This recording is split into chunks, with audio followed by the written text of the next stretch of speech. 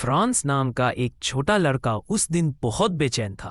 उसे school there से पहुंचने का डर था क्योंकि उसने अपना गृह कार्य पूरा नहीं किया था।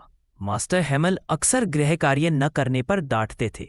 सोचते सोचते वह गांव की गलियों से होते हुए स्कूल की ओर भाग रहा था। उसने देखा कि गांव का माहौल कुछ बदला बदला है। लोग उदास दिख रहे थे और लोहे की भट्टियों के सामने खड़े सिपाही भी गंभीर थे। जब फ्रांस स्कूल पहुंचा तो उसने देखा कि स्कूल सामान्य दिनों जैसा शोरगुल से भरा नहीं है। सब छात्र अपनी अपनी जगह शांति से बैठे थे और मास्टर हेमेल भी बहुत गंभीर मुद्रा में थे। फ्रांस धीरे से कक्षा में घुसा और डरते डरते अपनी जगह पर बैठ गया। कुछ देर बाद हेमेल साहब ने घोषणा की कि आज से फ्रांसीसी भाषा की कक्षाएं समाप्त हो जाएंगी। प्रशा की सरकार ने आदेश दिया था कि अब से एल्सास और लोरेन प्रांत के स्कूलों में केवल जर्मन भाषा पढ़ाई जाएगी। यह सुनते ही फ्रांस का दिल धक से रह गया। उसे यह सोचकर बहुत दुख हुआ कि उसने अब तक अपनी मातृभाषा फ्रेंच को सही ढंग से कभी नहीं सीखा। हेमेल साहब ने छात्रों से कहा कि यह उनका आखिरी पाठ होगा। उन्होंने बड़े प्रेम और भावुकता से फ्रांसीसी भाषा की महिमा बताई।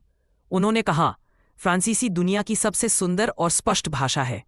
जब कोई राष्ट्र अपनी भाषा को सुरक्षित रखता है तो यह उसके लिए मानो कैद की चाबी रखने जैसा है। उनकी बातें सुनकर फ्रांस को अपनी तिये पर ग्लानि हुई। उसने सोचा कि काश उसने अपनी किताबों और पढ़ाई को हल्के में ना लिया होता। अक्सर वह गृहकार्य छोड़कर खेतों में घूमने या नदी में खेलने चला जाता था, लेकिन आज उसे अपनी भाषा की असली कीमत समझ आई। कक्षा में सब छात्र और गांव के कुछ बुजुर्ग भी मौन भाव से उपस्थित थे। वे सब अपनी मातृभाषा के आखिरी पाठ को सुनने आए थे। वातावरण में अजीब सी गंभीरता थी। खिड़कियों के बाहर सैनिकों की आवाजाही दिखाई देती थी, जो यह याद दिला रही थी कि अब उनका प्रांत उनके हाथ से जा चुका है। आखिर में जब घड़ी ने 12 बजाए और चर्च की घंटियां बजीं, तब हेमेल साहब खड़े हुए। उनका गला भर आया था।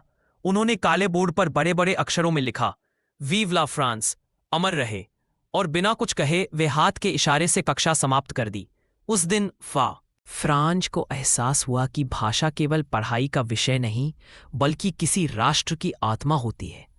मातृभाषा की रक्षा करना हर नागरिक का कर्तव्य है।